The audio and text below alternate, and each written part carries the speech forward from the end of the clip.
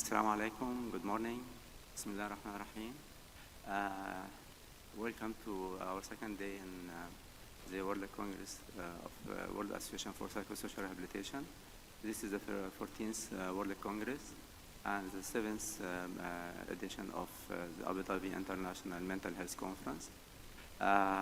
We are proud to have you, and we thank God that we could manage to start the Congress yesterday, and we had a very busy program, so sorry for that, but the program is really important topics, and we have more than 200 speakers from over the globe. We have more than 42 countries sharing in this conference, and the interaction of the audience is the best thing that add more value to the presentations. Of course, the physical conferences is far better than the hybrid ones because of the more interaction that comes, and the more lively you feel the social or physical distancing. We are get bored of it, but we hope that next year we'll have a fully physical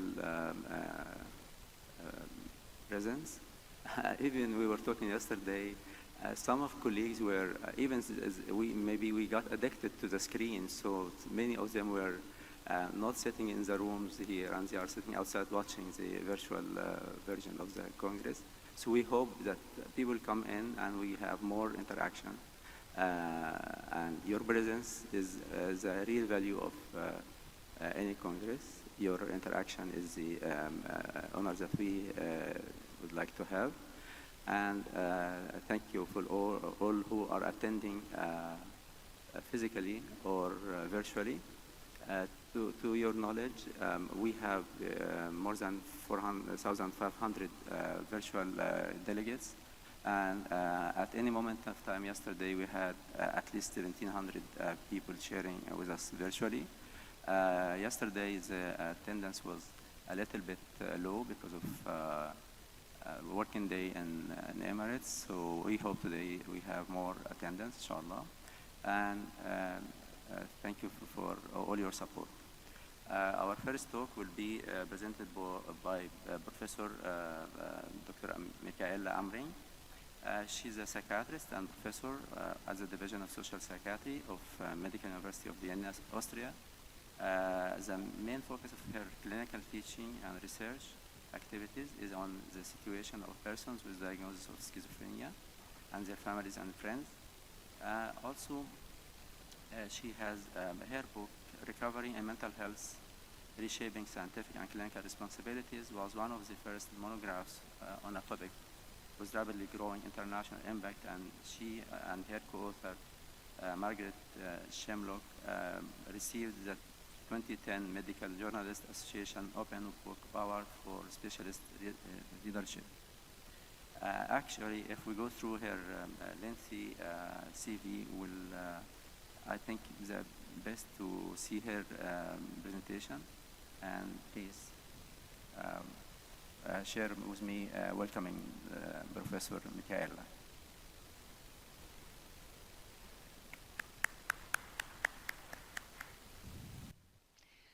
Good morning, good afternoon to all of you around the globe, and of course especially in Abu Dhabi. It's a pity that we cannot all be together with our wonderful hosts there, and I want to thank them, and I want to thank the World Association of Psychosocial Rehabilitation to give me a chance to talk to you today about how we can together fight against stigma and discrimination in this day and age. And I have no conflict of interest to declare, and let me start by saying that despite many initiatives and some success, there is no end of story in sight regarding the stigma of mental illness. But what we know from research and experience during the last decades is that the destigmatization of mental disorders is a task that requires many agents, not least the input of persons with a lived experience of mental health problems and service use and recovery. Because social contact, that means interpersonal contact between people with and without experience of mental illness, is the strongest proven active ingredient to reduce mental illness related stigma and discrimination. That is can also be seen when you look at the current established Lancet Commission on the Stigma and Discrimination in Mental Health that is led and co-chaired by Charlene Sunkel, a person with a lived experience with living with a diagnosis of schizophrenia, and the founder and the CEO of the Global Mental Health Peer Network. That's her, Charlene Sunkel, and she co-chairs with Sir Graham Thornycroft, our great and well-known to all of us colleague from King's College of London. They are bringing together experts, of course, including experts by experience from different backgrounds around the world, and will report next year, 2022. Recovery stories have always been a big part of the impact of these kinds of social encounters between people with and without lived experience of mental health problems. That occurs on a global scale. The Global Mental Health Peer Network that I've just referred to has, under the heading of Our Global Voice, beautiful stories, first-person accounts by people as thus. For example, this is some examples of many. The National Empowerment Center in the US. There's sometimes disorder-specific activities like the Mood Disorder Society of Canada, and our president, Murli Tilot, has been given to me beautiful recovery stories from Chittadama Rehabilitation and Residential Center for Homeless Persons with Mental Illness in India, and he has also introduced me to great films, for example, one produced by Grace, a group of relatives and friends of the mentally challenged. Recovery stories have also been one of the building stones of the recovery movement in mental health. It was first-person accounts of people with mental illness. Some of them are our colleagues like Dan Fisher, Kate Jamieson, Helen Glover, and many, many others. All sorts of people who were taking ownership of their experience and generously sharing it with other people with mental health problems, with us who work in the services, with the families, and with society at large. This is at the core of the recovery movement. Recovery currently is mental health policy in important English-speaking countries with growing impact all around the globe. And it has early on been described as a world where everyone at any stage of life has access to effective treatment and support, essentials for living, working, learning, and participating fully in the community. Barriers have also early on been identified, led by the stigma that surrounds mental illnesses and the discrimination and unfairness in many health insurance systems, and of course, big topic always here, the fragmented nature of our mental health service delivery systems that we need to overcome. It was also clear from the start that it is key that people who live in recovery themselves have to lead the way, and that peer support is a key component of recovery. Peer support is a promising approach because it, of course, benefits users of services and other people who are in contact with their peers in this therapeutic way, but also has the potential to improve the therapeutic climate of psychiatric services and our lives as workers in the services. And very importantly, it's a part of the fight against mental health stigma and discrimination. Marianne Farkas, WAPR board member and one of the most prominent advocates of recovery orientation from the professional side, and Wilma Böving, who's a researcher and advocate with a lived experience from the Netherlands. They together have tried to answer a question in World Psychiatry in the year 2018, namely whether peer-delivered services in mental health care are in its infancy or adolescence. So they reviewed the advances made and stated that they justify characterizing peer support services as well beyond their infancy, and that rather they are an established, maturing area of development and study with great promise for the future of services to promote recovery. A group around Larry Davidson, whom you will have the pleasure of listening to shortly, made an important statement, namely that there might exist a window of opportunity now, currently exists, that could maximize lived experience leadership, but that window may be closing fast if broad-based actions is not initiated now.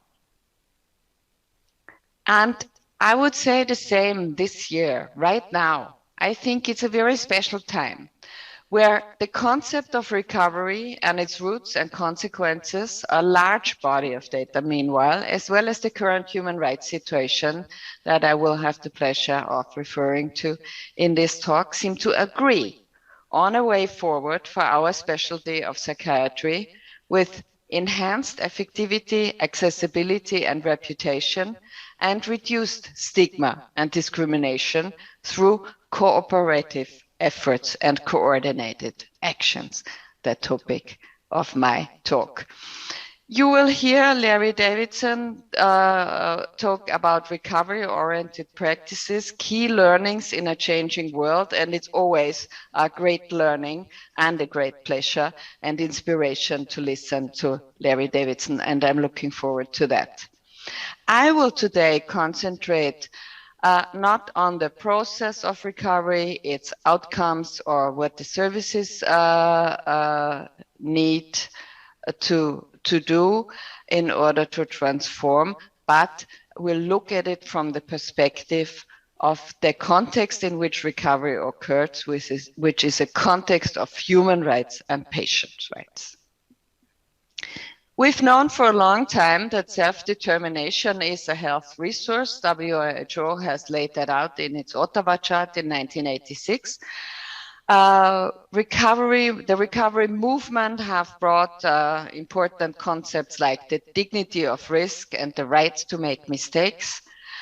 And of course, now the very key concept of non-discrimination as laid out by the historic UN Convention on the Rights of Persons with Disabilities. There are several historic facts about this convention, in short called UNCRPD, for UN Convention on the Rights of Persons with Disability.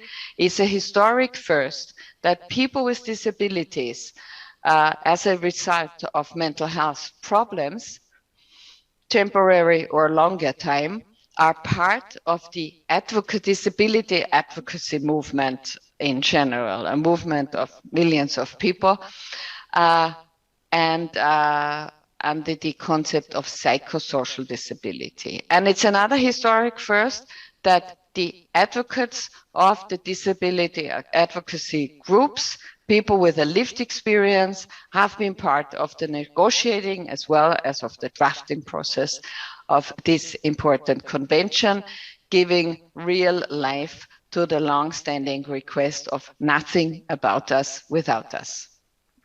The CRPD is based on a social model of disability with a focus on non-discrimination and social inclusion, and is, as I've said, really a product of a truly participatory process. Corresponding to this, now there's an obligation that no policy development no amendment of legislation or elaboration of new regulations shall be undertaken without including experts in their own right, persons with a lived experience of mental health problems and services. This is true, according to the UNCRPD, for all kinds of decisions and policies. State parties shall closely consult with and actively involve persons with disability. And this is also true for the monitoring process that's right now going on all over the world, where it's monitored how the implementation of the UN CRPD is progressing. The UN CRPD had unprecedented support worldwide, with to date 182 ratifications. Ratification means the UN Convention becoming a national law, so it's a very strong convention, and United Arab Emirates have ratified in 2010. The general principles revolve about dignity, autonomy, the freedom to make one's own choice, the independence of person, equality of opportunity, accessibility, full and effective participation and inclusion in society, and importantly, non-discrimination. That's not new. Non-discrimination is a fundamental principle of international human rights law. It includes direct and indirect discrimination, and it calls for reasonable accommodation for persons with disabilities. This concerns many important areas, as the CRPD has developed rights to non-discrimination in key areas, including employment, housing, education, health, standards of living, and social, political, and cultural participation, along with the right to be free from exploitation, violence, and abuse. Of course, all areas for psychosocial rehabilitation, which has also its own article, but of course is concerned with the articles on work, on standard of living, on participation in political, public, and cultural life. But also importantly, there's a right to statistics and data collection that are pertinent to the issue of stigma and discrimination, and a right to international cooperation, which we have here. So it's a real paradigm shift. The convention marks a paradigm shift in attitudes and approaches to persons with disabilities. They are not viewed anymore as objects of charity, medical treatment, and social protection, rather as subjects with rights, making decisions for their lives based on their free and informed consent, and being active members of society with their full dignity. The UN CRPD formulates rights to non-discrimination, as I've said, in different areas. Importantly, Article 19, living independently and being included in the community. Article 23, respect for home and the family, education, health. And it comes at a time where we know and understand from our data that respecting the individual needs and preferences as called for by the UN CRPD is at least as effective as traditional interventions and institutions that were not able to do that. We have the evidence, for example, regarding supported housing and supported employment, but of course that concerns also other areas like supported education, importantly supported parenting, and can come in the form of personal assistance that needs to happen in the community. Participation and full inclusion in the community, in society, has been formulated in the CRPD as a general principle, as I've pointed out, a general obligation and a right. In order for society to be able to allow full inclusion of people, awareness needs to be raised. The UNCRPD states in Article 8, and it asks state parties to adopt immediate, effective, and appropriate measures to raise awareness throughout society, to combat stereotypes, prejudices, and harmful practices, to promote the awareness of the capabilities and contributions of persons with disability, to design public awareness campaigns along those lines that promote the recognition not only of the rights but of the skills, merits, and abilities of persons with disabilities and their contributions to workplaces and the labor market. To also address the media to portray persons in a manner consistent with the purpose of the present convention, and to promote awareness training programs all around in society. WHO has early on taken up this challenge and has put human rights among its cross-cutting principles, and stating that a human rights perspective is essential in responding to the global burden of mental disorders. And Michelle Funk early on has already summarized her experience with the starting of the Quality Rights Initiative, that change is possible, change can be embraced, and people are ready for and want change in mental health. She's addressing this Congress also now, and is announcing that she is pleased that the Quality Rights e-training on advancing mental health, eliminating stigma, and promoting inclusion will be launched worldwide in the early month of 2022. She says that this means that the training will be made available to all people in all countries who wish to understand and practice mental health from a recovery and rights-based perspective.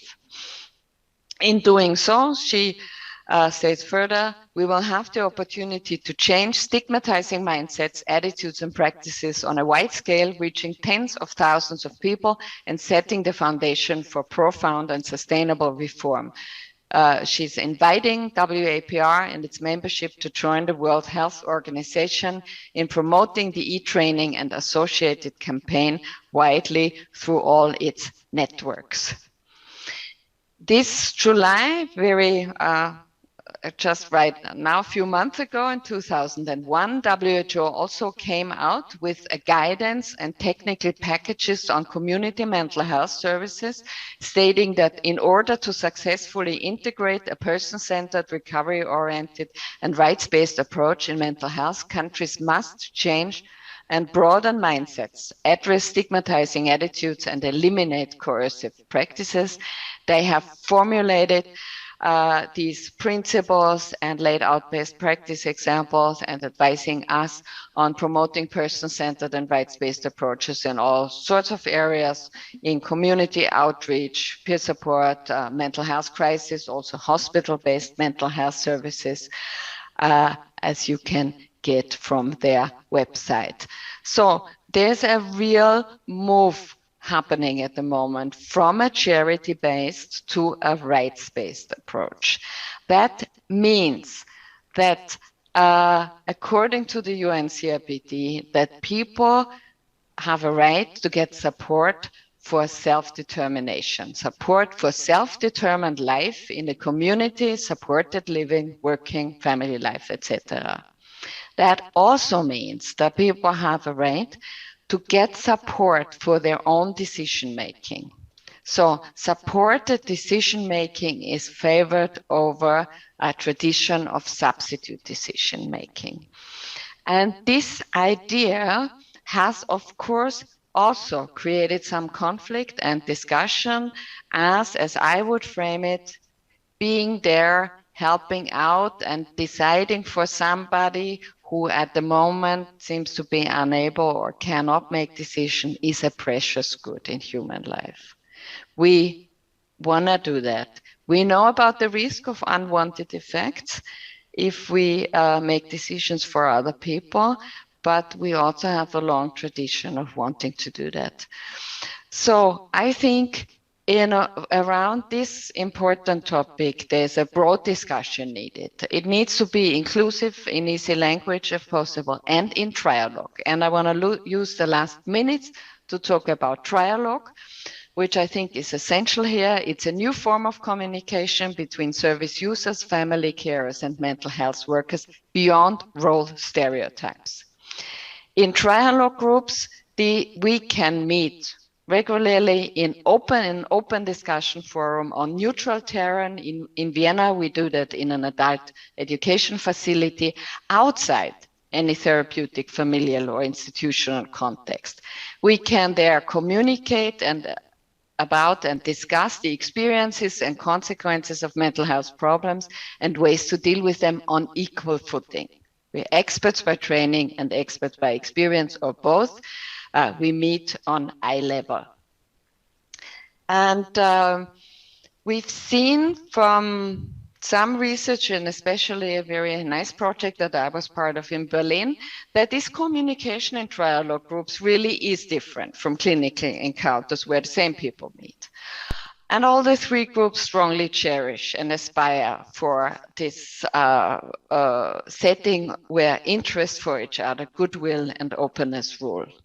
And we also understood that daily clinical routine with role prescriptions, power appellants, and constant pressure to act, as we know, is experienced as an obstacle to that.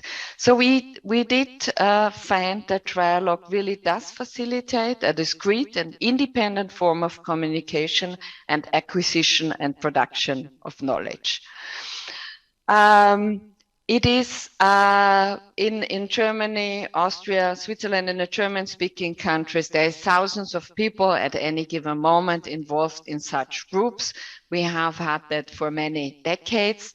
I've seen trialogues around the globe, and there's growing interest in English-speaking countries, and I very much enjoyed to be part of an implementation project in Ireland over several years, where we clearly could see that the trialogue is a transformational power, and that it is a power that can help alleviate stigma and discrimination. We've formulated that there is a transformational process going on in this kind of communication between service users, family carers, and mental health workers beyond role stereotypes. This is a photo of the first trialogic working group that I have experienced with the World Psychiatric Association, that has at that time already formulated recommendations for these kind of partnerships and how to best work together with service users and family carers. I've enjoyed these kind of cooperations within the World Association of Psychosocial Rehabilitation, where people with lived experience as mental health service users and as family carers are board members. And we've seen on many occasions that working together in this way makes us stronger. Together, we are stronger. And I want to leave with this message that the trialogue experience is indicative of our capacity for surviving and gaining from serious arguments about adverse issues that we have to discuss, as well as the great possibilities of cooperative efforts and coordinated actions, especially in fighting stigma and discrimination. Thank you very much for your listening to me, and wish you a great Congress, a great stay and travel from wherever you experience it, or from the peace of your own house or workplace. Enjoy the Congress, enjoy working together, knowing that together we are stronger. Thank you.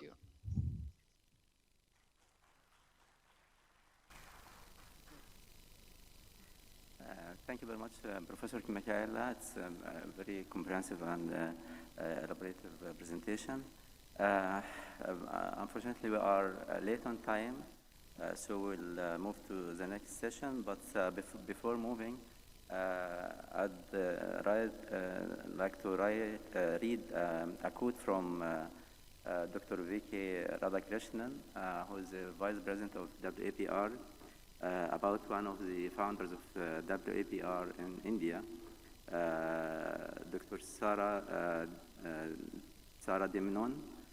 She was the founder member of World Association for Psychosocial Rehabilitation. She was also the Vice President of WAPR, and she was offered president post, which she refused. Her life was dedicated for PSR.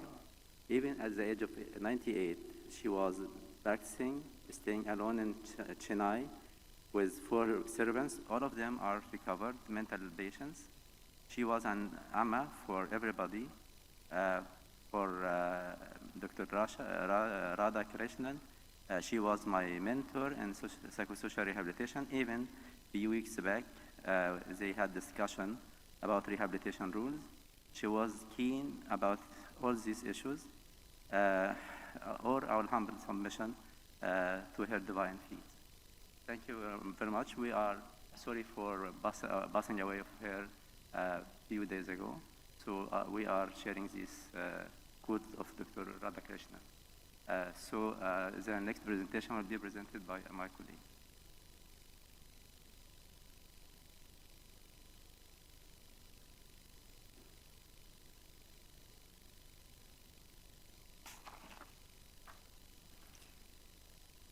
Our next keynote presentation, entitled Users and Families in Mental Health under a Human Rights Perspective, will be delivered by Dr.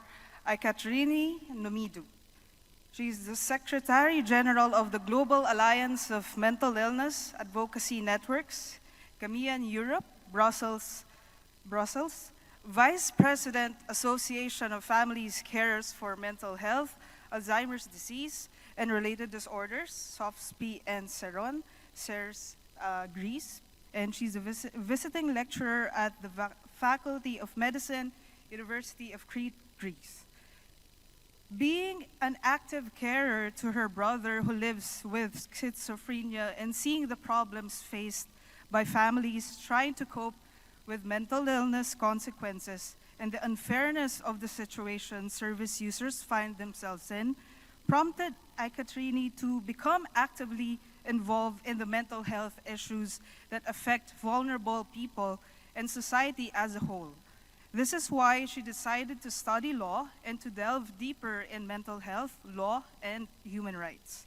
She's a member of the WHO Patients for Patient Safety Advisory Group, the WHO Technical Advisory Group on the Mental Health Impacts of COVID-19 in the WHO European region, and the EASY pool of experts, and she has worked with governments and organizations on mental health policies and legislations, including in Greece, Afghanistan, Qatar, United Arab Emirates, and Sierra Leone. Dr. Ekaterini has been a technical reviewer of the WHO quality rights materials for training, guidance, and transformation, and she invests time and passion to build capacity among key stakeholders on how to implement human rights and recovery approaches in the area of mental health in line with the UN Convention on the Rights of Persons with Disabilities and other international human rights standards. Please welcome Dr. Ekaterini Nomidou. Assalamu alaikum. Ashab usaidati. Asaidet usadatu. Dulufon mutamayizuna. إنه لشرف لي أنه أخطبكم اليوم. أنا كاترينا إن اليونان وشكرا لدعوتك. Ladies and gentlemen, it is an honor to address you today. Thank you for this invitation and this amazing opportunity. We live in a time of crisis. There are many, and they are serious.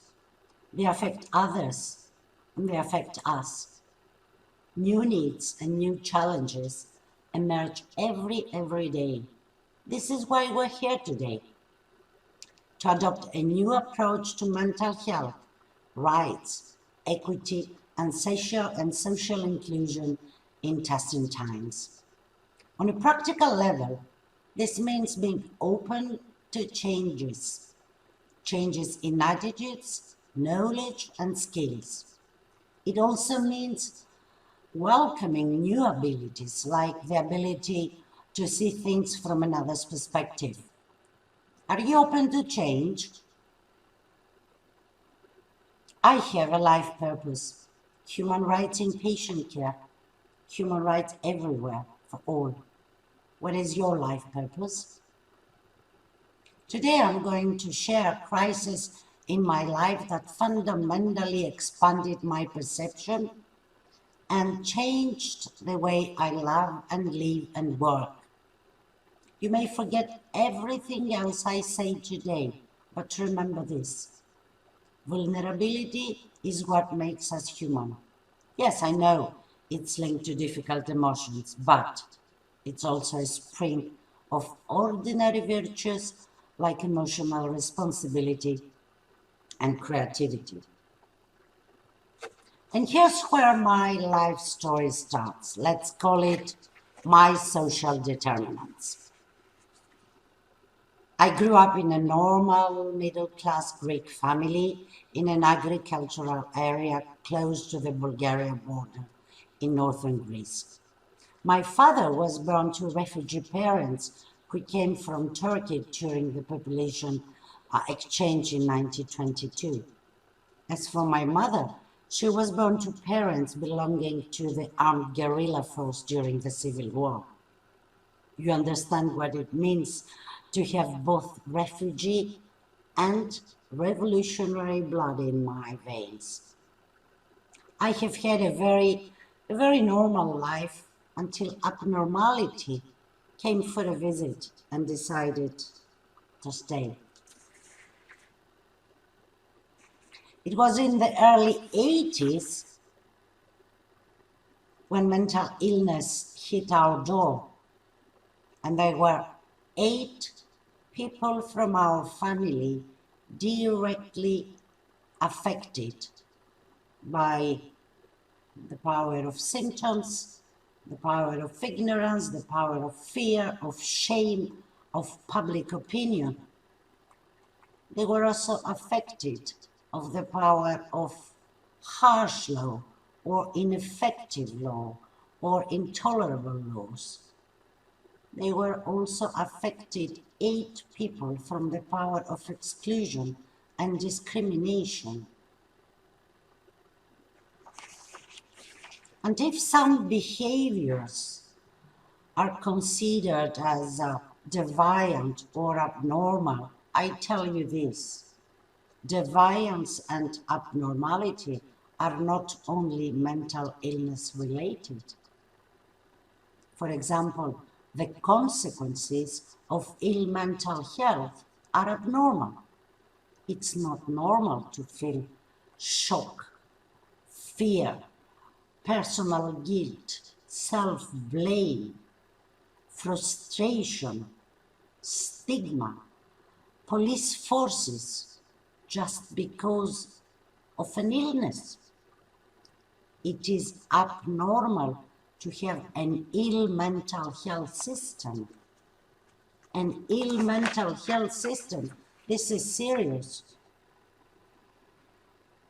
A system with a quasi non-existing primary care for mental health, with a dysfunctional and paternalistic secondary and tertiary care, with numbers being more important than people, with people working in teams who do not want to be in a team, with care being delivered like a transaction, with a compassion fatigue and empathy which is lost, with insensibility to suffering. A physician-centered system is abnormal. I'm sure you agree with me. A system not acknowledging patients and carers as equal partners in care, with a lack of knowledge of human rights in patient care, with violations of rights, with blaming attitudes. It is an abnormal system when we have discrimination in law and in practice between health conditions, but also between disabilities.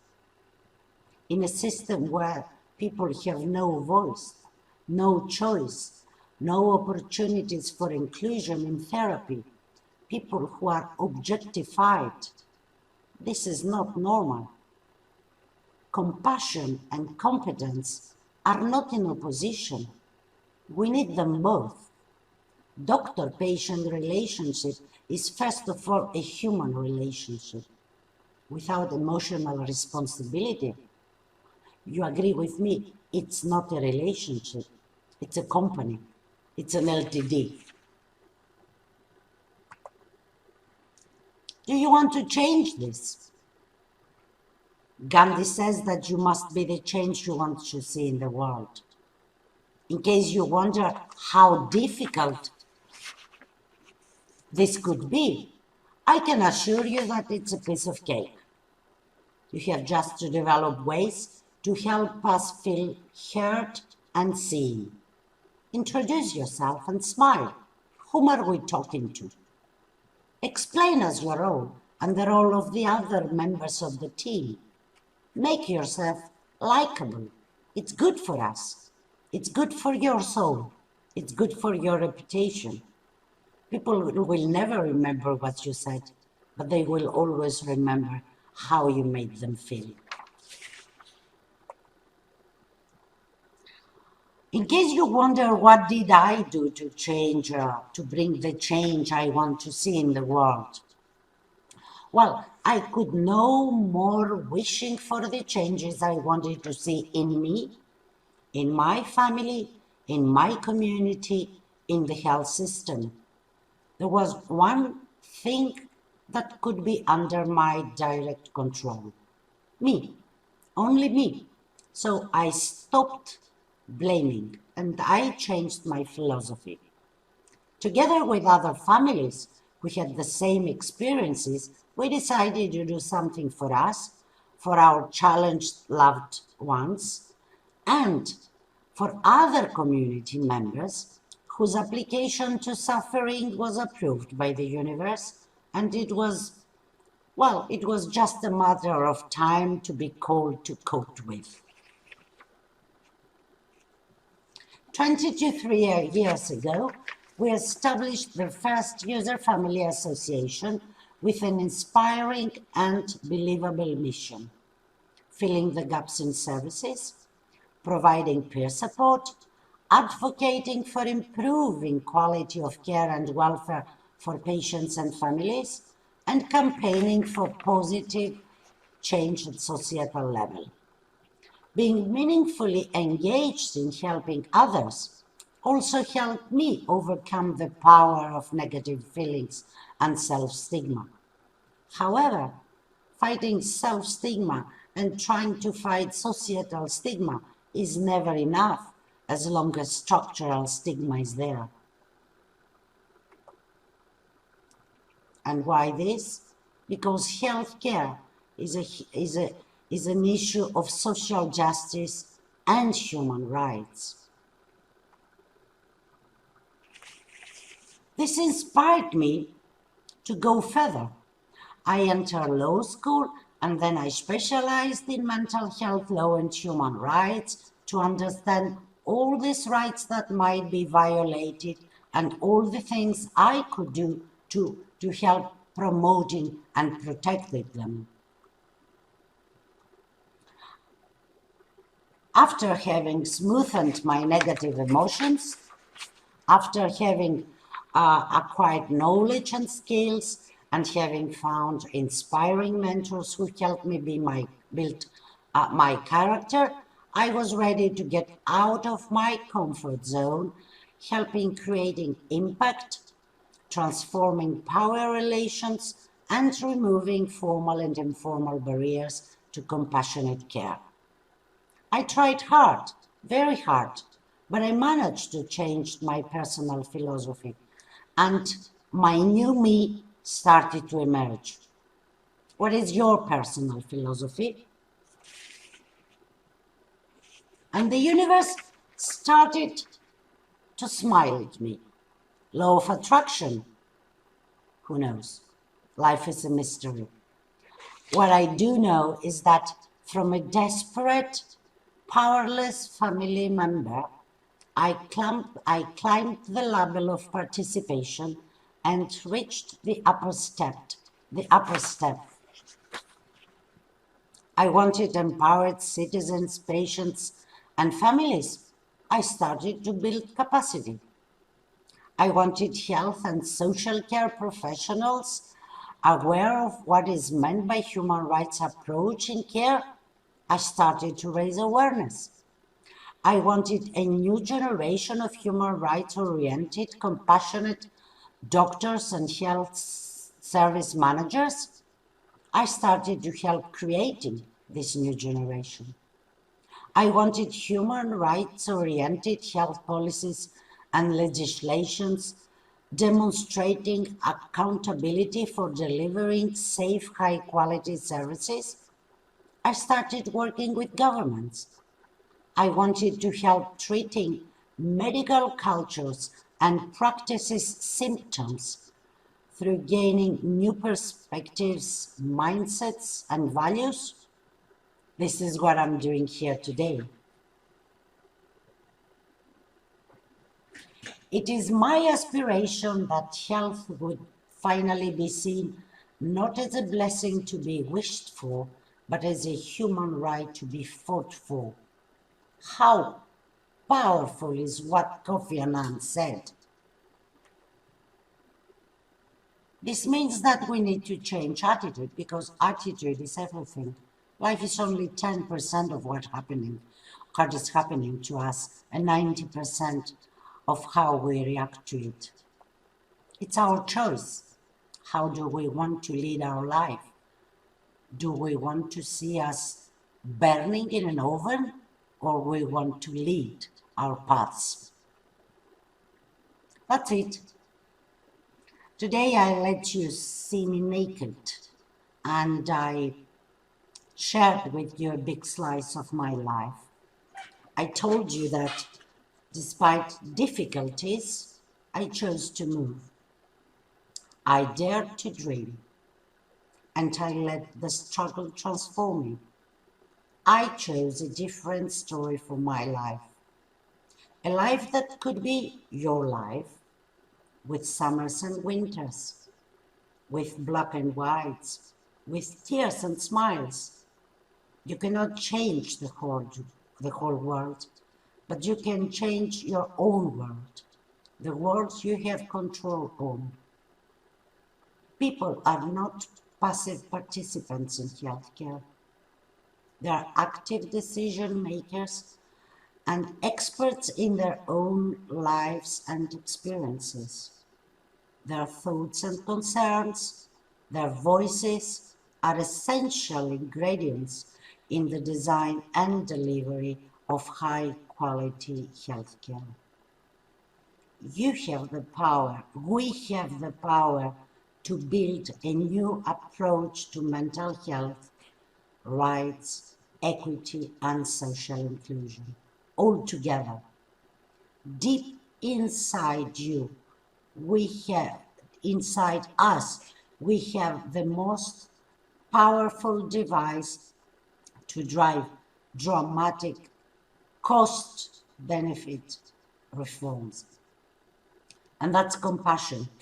That's compassion and respect for the dignity and vulnerability and for human rights-oriented care. And that's an idea worth spreading from WAPR today, here in Abu Dhabi. I tell you with all certainty that it can be done. It can be done. Akulu lakumbi kuli yakwiden anna buyumkin olkuyamu bidelka. Thank you. Shukran.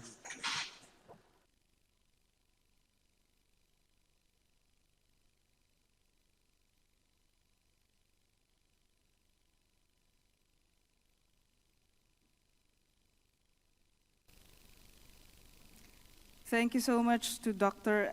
Aikaterini Nomidu. The next part of the program is a symposium sponsored by Janssen. To introduce the speaker and moderate the symposium, please welcome Professor Emmanuel Stipp, Professor at the UAE University Psychiatry and Behavioral Science.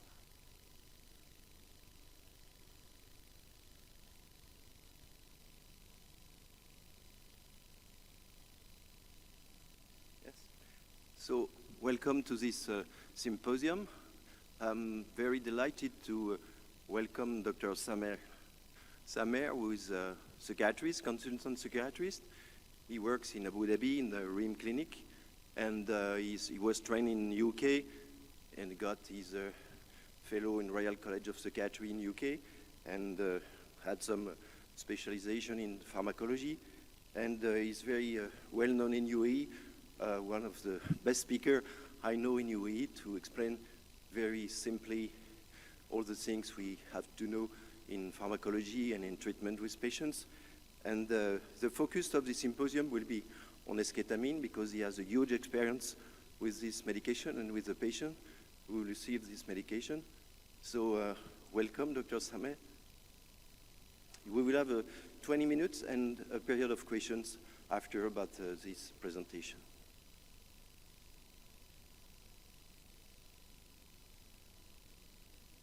Yes, welcome.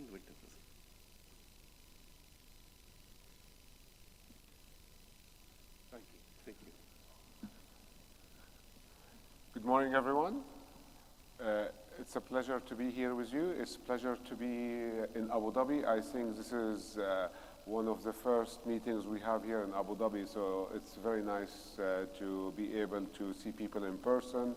And hello for everyone we have online today. I wish if you were with us today. So we're going to try to talk about our presentation today in a case setting. So we'll try to make it more practical. So I'm hoping in the next, we have half an hour. I'm hoping in the next 20 minutes is to make it, to give the presentation, then the last 10 minutes of the presentation to have it more interactive. However, if you have any burning question or any comment while we're doing the presentation, please stop me.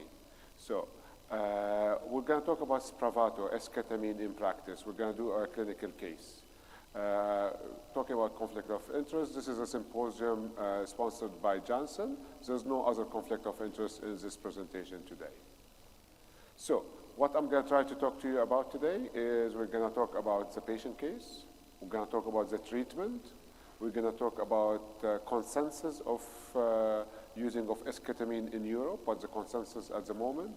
We're going to talk about our experience here in the UAE, and hopefully, as I said, we'll have a little bit of discussion at the end. So let's talk about the patient. So the patient is, we're going to call the patient RP, 55 years old, female engineer. So was looking at this background, you can see is the background is somebody in her 50s, high functioning person who worked as an engineer. You cannot continue to work as an engineer unless if you have like good level of functioning. And it's a female. She's in Abu Dhabi. She has no allergies. So what's the family situation for her? She's married. She has 2 children living away from home, and that's quite common. When you have, when you get to your mid-50s, so children they're living far away, and she has. Let's talk about one of the first risk factors we have is that there's a family history of major depressive disorder. She has a mother and 1 sister. Both they had depression all their life, and they had treatment for long term. Any medical history? Nothing major. What you would expect, hypertension, hyperlipidemia, and she is pre-diabetic. She had, I think, is a year before, HB1AC. It was in the borderline, not yet diabetic. She was discussing with her doctor, should she go on glucophage or not, but they decided to continue with trying to have a healthier lifestyle and healthier diet, which is quite common as well. So in her past psychiatric history, there's an earlier, contact with services, she was told that she has obsessive-compulsive personality. It's never been a problem for her, and actually she thinks that has been part of good success for her in her work. Like as an engineer, you would have, a lot of, tasks. When you have this kind of obsessive traits, you might be able to do actually your job a little bit better. However, 20 years earlier, she cannot remember exactly, in her mid-30s, she was treated successfully with Prozac, fluoxetine at the time, for 5 months, depressive disorder. She stopped it by herself when she got better, and, nothing else. She had some marriage difficulties about 6-7 years earlier. She did have therapy for 2 years at the time, but it wasn't that regular therapy or counseling, her and her husband, but they used the counseling for at the time. But she's still with her husband, but it's not the most fantastic relationship, but they're still together. So the current history, she had major social stressors. Over the last 2 years, her son's lifestyle has caused the family concern. Her son lives away. There's a lot of issues in relationship, in his work. He was also using drugs at times. So there's a lot of stresses, through the son, and she has to come to the rescue more or less at times, and that caused her a lot of anxiety. 6 months earlier, she was told that, before she presented, she was told that, she needs to retire, or, more or less she's going to be made redundant by the end of the year. And over the past few months before her presentation, worries about her son increased significantly. There was a lot of issues with her sons. So that was the major stresses for her. Treatment. She was started, when she presented because of depressed mood, anhedonia, and insomnia. She was started on fluoxetine 20 milligram, which is quite common practice. She had it before. She was doing well on it, so I said, let's restart the medication. Was giving lorazepam 1 milligram to help her to calm down and, to help with the insomnia. Then the response was very little, treated, so the 40 milligram of fluoxetine, lorazepam she was using more often, during the day, over the 4 weeks, and she had sick leave for depression, and her depression got worse. She started to have suicidal ideation, resulting in an emergency hospital admission for assessment, weight loss, anxiety, a lot of pessimism with the suicidal ideation, and she was admitted to a psychiatric ward. Treated at the time with venlafaxine, which was increased to 300 milligram. Mirtazapine, for people don't know, this is quite common combination. In earlier guidelines, it was highly recommended, not as much at the moment. I think they used to call it California rocket fuel, or, because of the high efficacy with that one. A lot of side effects, but usually it has a good efficacy. After 3 weeks, severity of Hamilton depressive scale was reduced by 30%, suicidal is less. After discharge, treated at daycare hospital with CBT as well as venlafaxine and mirtazapine. So she had more or less the whole package there. No response that is very effective. No emergency, but she's still not doing well. Lithium was added, 800 milligram, titrated to 800 milligram in outpatient, but still no major improvement. So patient to continue to have social, familiar, and work limitation, trying 3 antidepressant and lithium, as well as CBT. So what should we be doing next? In our practice, we all follow international guidelines, a lot of recommendation. We kind of nowadays, as doctors, we don't come with, I'm in the mood of doing this or that. Nowadays, we have to go and follow a little bit of procedure to kind of, justify any treatment plan we do. So we tried, I think, in this step 1. So what should we do? Should we use ECT? Do we think is reasonable? Should we include 2nd generation antipsychotic? Aripiprazole is quite commonly mentioned in guidelines. Quetiapine, we know is approved for add-on for treatment for depression. Maybe some of the newer antipsychotics nowadays we use, that have good efficacy on depression, such as lorazepam, brexpiprazole, maybe the new cariprazine. So we have a lot of options in terms of antipsychotic. Should we change venlafaxine to a different class antidepressant like vortioxetine? Or should we introduce thyroid hormones? I mean, that's mentioned in guidelines. I think I've never used it myself. I've seen it used once, so it's something there. Thyroid, sometimes we use that. Or should we initiate esketamine nasal spray? Obviously, with the group in here today, it's very hard to make it super interactive. But anybody has any thoughts, or who would go for ECT? 1, 2, 3, 4, 5. I think ECT is very reasonable. Who would go in normal practice? We're talking to somebody in outpatient. Who would go for adding an antipsychotic? I think much bigger number here. Who would change the antidepressant to vortioxetine or anything else? Lesser people, so we have less belief in this one. Anybody would use or ever used thyroid hormones for treatment of depression? Good. So we have quite of our senior colleagues that use that.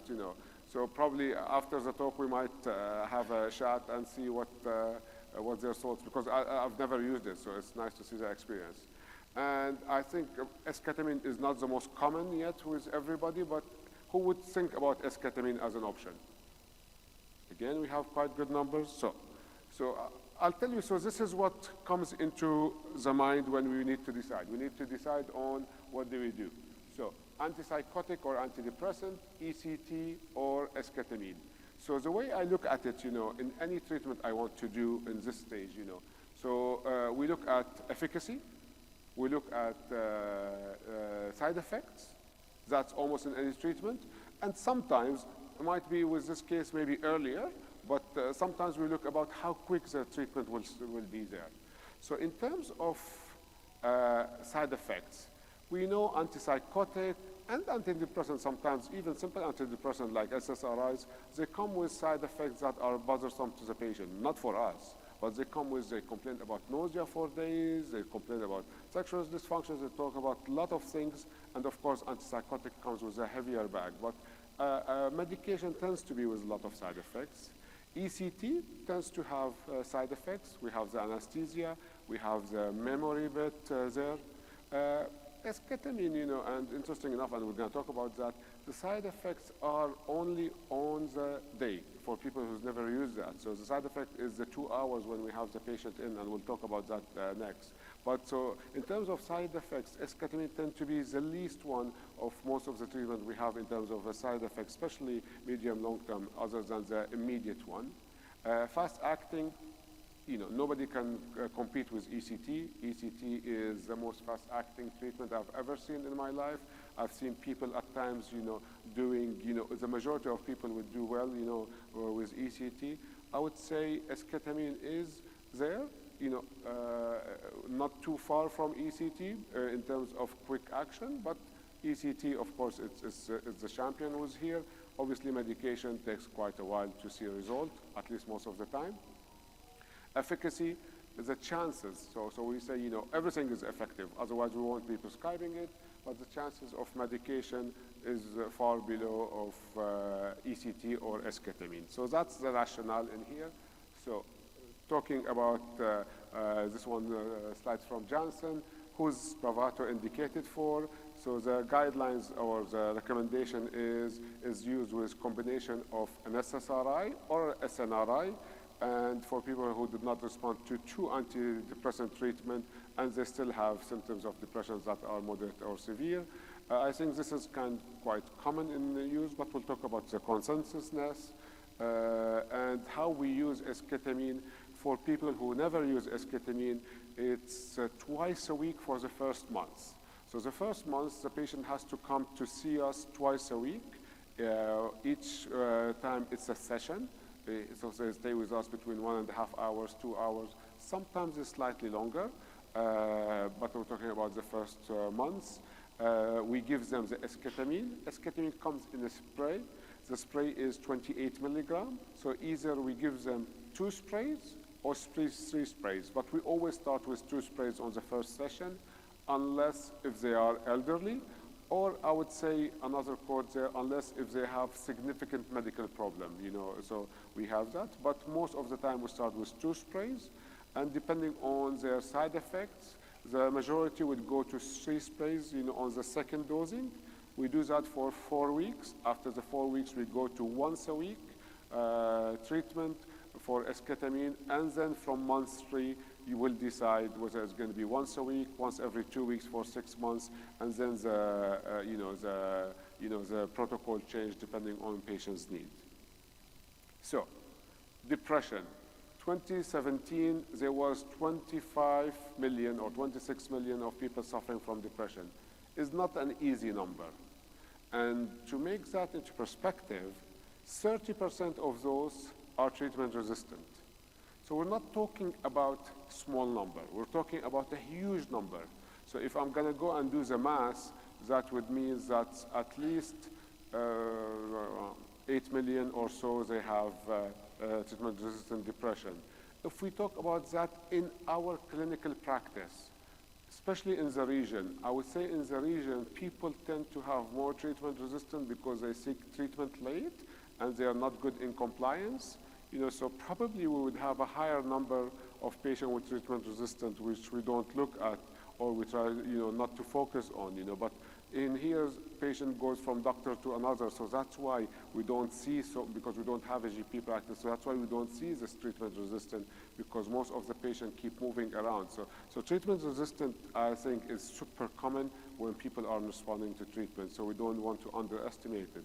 So how do they use? So I showed you the guidelines from the company, how we use esketamine. However, there's a Europe expert. I think you might have seen many of them. Professor Kasper, who attended to our last master class, or the one before. Professor Kubala, Alan Young, so quite common names here. I think Fagiolini was online yesterday with us, So they're like the Europe experts. So they came with consensus. I think it makes sense what they did. So they said initially what we have is patient comes in, first line of treatment, we give them an antidepressant. We escalate, as we do, the dose to the right dose. In an adequate response, we go to either, changing the antidepressant or combination of antidepressant and different type of augmentation therapy. So when we don't do and they don't respond to this kind of treatment, they move to the third line of treatment, which is the same as the second one, but they added esketamine therapy. So if you can see, this is a slightly more conservative than the recommendation or the research that we had. So with the research, they say you take one treatment, doesn't work, you take another one, doesn't work, then you go in. Here, probably no. This is you take treatment, doesn't work, you take another treatment, doesn't work, you do combination or augmentation therapy, doesn't work, then you move to esketamine, which is, I think, more or less make more sense or more of a common practice. So that's the European consensus on using esketamine. At the moment, we are in a group of doctors in the GCC trying to put the GCC and the Arab world consensus. Hopefully, I think it's going to take 2 to 3 months to get it published, and we'll be sharing with you in different meetings. So what's our experience? So we have started using, in my practice, esketamine in June 2020. So we have quite a good 18 months of experience, I can say. We treated more than 40 patients, not a huge number, I would say. I think, thinking about it, probably we had, we should have used more, but, in my practice, we had a lot of changes and moving and stuff, so probably that limited the number of cases we had. We had an excellent response from the cases that we had, about 90%, because we're monitoring every case. So I think that's probably higher than, what people would expect. But would that be because we're choosing the right patient? I don't know, but we had quite, over what we expect, about 70 to 80, but in our sample it was very good and very minimal side effects. Our approach is a step approach, similar to the European consensus. We go with antidepressant, we change. When we change, we have to change class to make sense. So it's not like we give fluoxetine and we go to escitalopram and we say that's, we did the switch. The switch should go to a different class, is an SSRI or, for example, vortoxetine. Then we move to augmentation, either with an antidepressant, but most of the time with an antipsychotic. Then if that doesn't work, we'll consider esketamine. Sometimes we consider RTMS because we like to give options to patients. We rarely use lithium, but it's always, it's always there to be considered more or less. Lamotrigine is an option, but it has lesser evidence, and I think we're using it less and less nowadays. Going back to our patient, this is a picture for Dr. Nahida from the newspaper a few months ago about starting esketamine with Sahha. With the patient there, because it had a big publicity here. So the patient was considered a good candidate for esketamine, have, as I said, all those issues, work everywhere, 3 antidepressants for her current depressive illness, previous treatment given at appropriate dose, good adherence, and still nothing.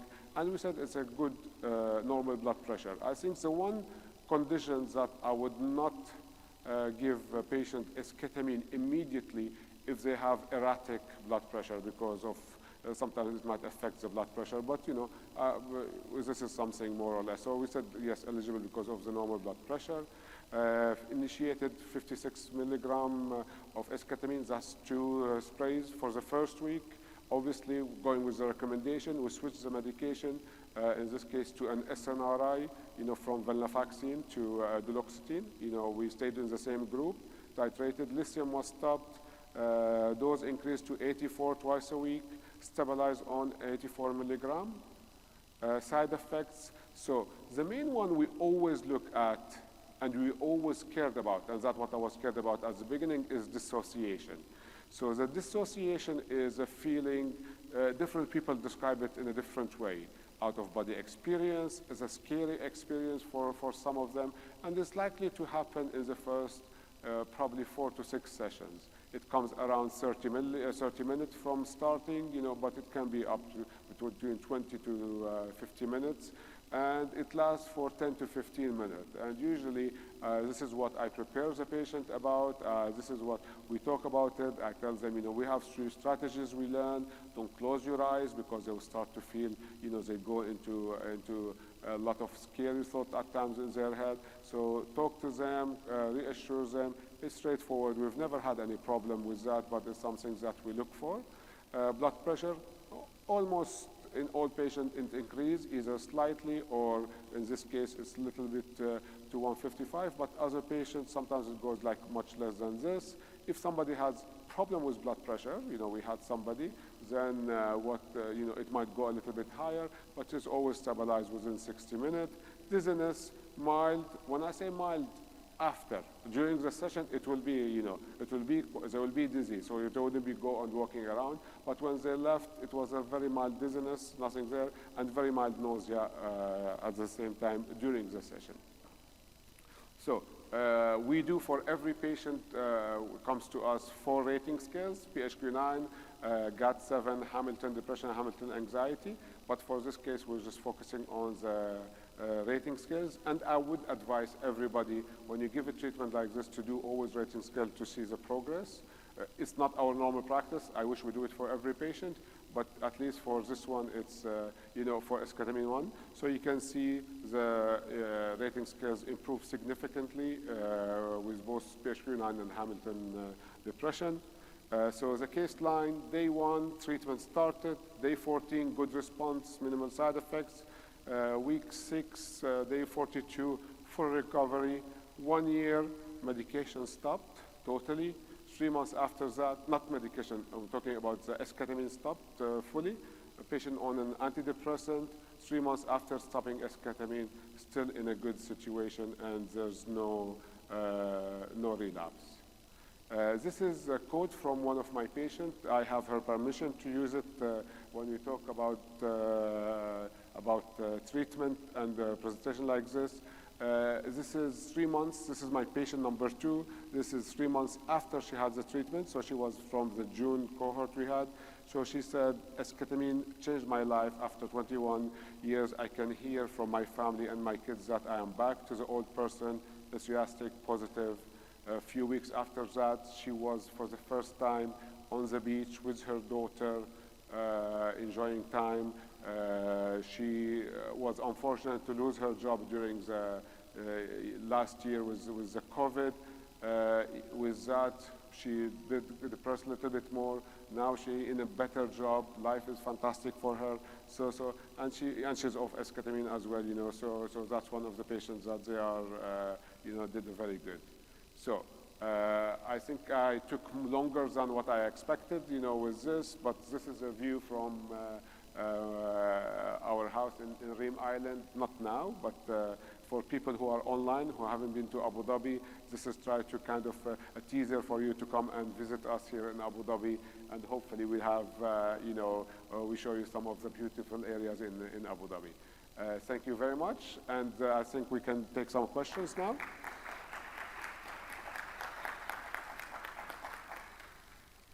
Thank you very much, Dr. Samer. Do you have any questions in the audience? Yeah, over there.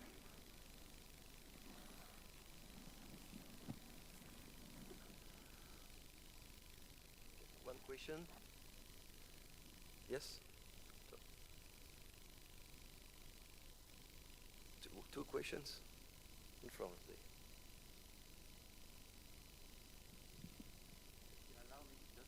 Announce that we will have a group photo after the question and answers. Yes. So please stay in the hall, so we'll take a group photo for all of us. Thank you very much. Can we give the mic? Yes, so don't leave the room. We will have a big photo all together at the end.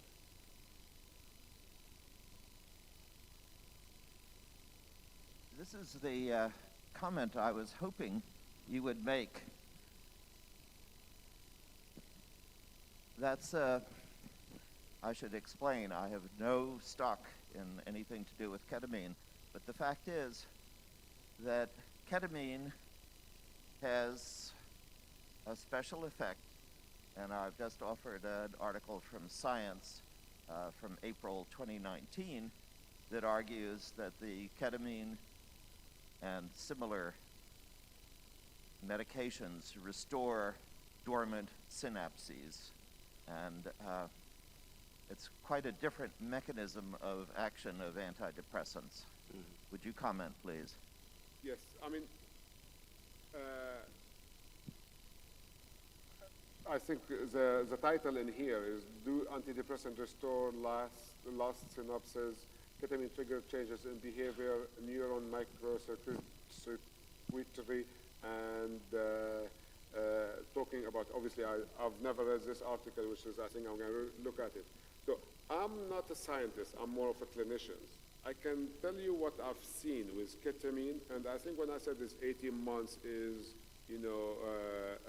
we've seen people on, then off the esketamine. So it's not like, because I think there's always the question, does esketamine give you the boost, and then when it's out of your system, it's gone?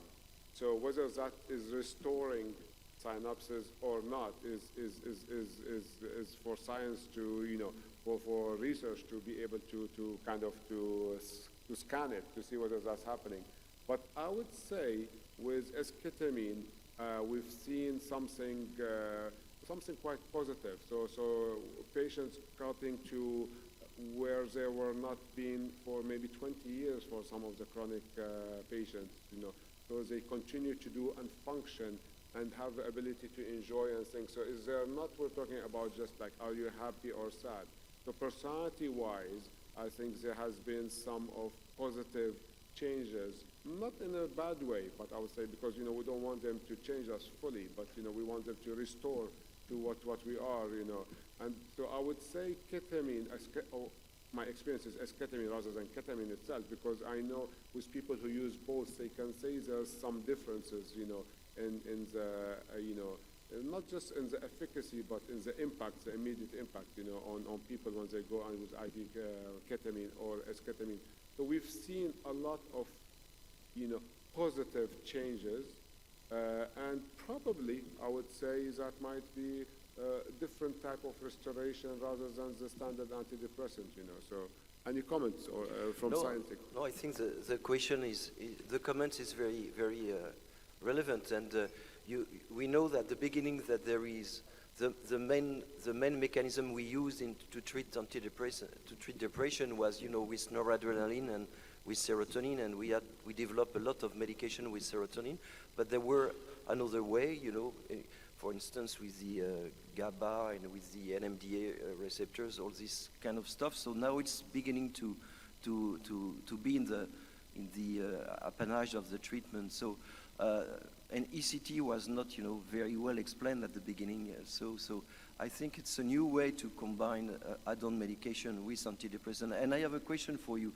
When you have a patient, for instance, with 2 antidepressants, will you keep on the 2 antidepressants, or will you remove one of them, or how do you manage that? Yes. So the tricky bit is when we first started, we tried to, when you have less experience, and, we were the first ones to use it, I think, when we used it in June, it was country number 4 or 5 in the world, and there was Dr. Abdel Nasser who used on a patient just like a week before, and so we were kind of like scared. So we went following exactly the guidelines, which we should do, I would say. However, I felt the whole bit is change everything, put a new SSRI or SNRI is unrealistic. So, because, you don't like to make changes, as a psychiatrist that quick. So what we tend to do is, if they had a recent change of an antidepressant, I don't tend to change it unless if they have side effects.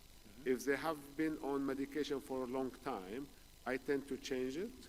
I'll minimize the use of combinations that don't make sense. So if I have somebody is on venlafaxine, mirtazapine, an antipsychotic and anxiolytics, my aim is to keep them on one medication. Esketamine, maybe a combination, I would be thinking about it, but the target would be to go to one.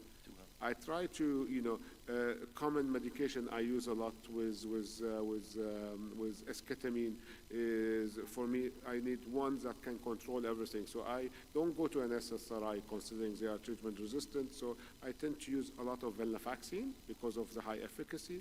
I tend to use a lot of vortoxetine if patients are having at least partial response on this one with a higher dose. So those 2 kind of medication is, I feel, yes, later on when gonna take the esketamine, they might be able to control the symptoms more or less, rather than putting somebody on, for example, escitalopram 10 milligram, so. Okay. Was there questions? There's Dr. Yes?